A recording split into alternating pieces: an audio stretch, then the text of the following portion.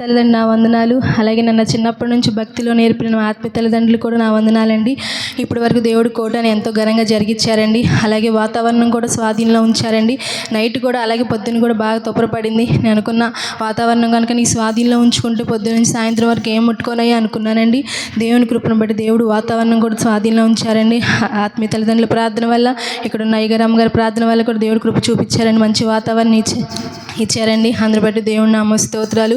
నాకు 2 సంవత్సరాల క్రితము ఒక దర్శనం వచ్చిందండి. అదేంటంటే ఆత్మీయ తల్లిదండ్రులు ఇక్కడికి వస్తున్నారని చెప్పి నేను ఇల్లంతా శుభ్రం చేసుకుంటున్నానంట. ఆత్మీయ తల్లిదండ్రులు రావాలి, ఇక్కడ ఉండాలి, 2 రోజులు ఉండాలని చెప్పి ఇల్లంతా బాగా క్లీన్ చేసుకుంటున్నానంట దర్శనం చూపించాడండి దేశప్రభు వారు. అందుని బట్టి దేవుని స్తోత్రం. అలాగే దేవుడి కూడా ఎంతో ఘనంగా జరిగిస్తున్నారండి. అలాగే ఆత్మీయ తల్లిదండ్రులు కూడా వచ్చినందుకు చాలా థ్యాంక్స్ అండి. అలాగే తల్లిదండ్రుల విషయంలో కూడా అలాగే వాళ్ళకి బాగా కొన్ని అప్పులు ఉన్నాయండి. ఆ అప్పులు కూడా తీరిపోవాలి, కుటుంబంలో సమాధానాలు ఉండాలి. అలాగే మా తమ్ముడి విషయంలో కూడా మా తమ్ముడికి మంచి భవిష్యత్తు ఉండాలని మీ అనుదిన ప్రార్థనలో ప్రార్థన చేయండి. మరి ముఖ్యంగా నా సంతానం కోసం కూడా ప్రార్థన చేయండి. దేవుడు వాగ్దానం చేశాడండి. ఆ వాగ్దానం చేసిన దేవుడు నమ్మదగిన దేవుడు కనుక నా పట్ల కార్యం చేస్తాడని నేను విశ్వాసంతోనే ఉన్నానండి.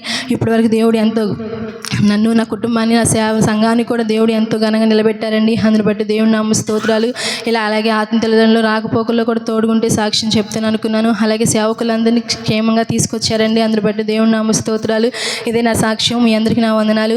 అలాగే నా తల్లిదండ్రుల విషయం మరి ముఖ్యంగా మీ అనుదిన ప్రార్థనలో ప్రార్థన చేసుకోమని అడుగుచున్నానండి. అలాగే మా తమ్ముడికి మంచి భవిష్యత్తు ఇవ్వాలని కూడా ప్రార్థన చేయమని అడుగుచున్నాను. ఇదే నా సాక్ష్యం. మీ అందరికీ నా వందనాలు.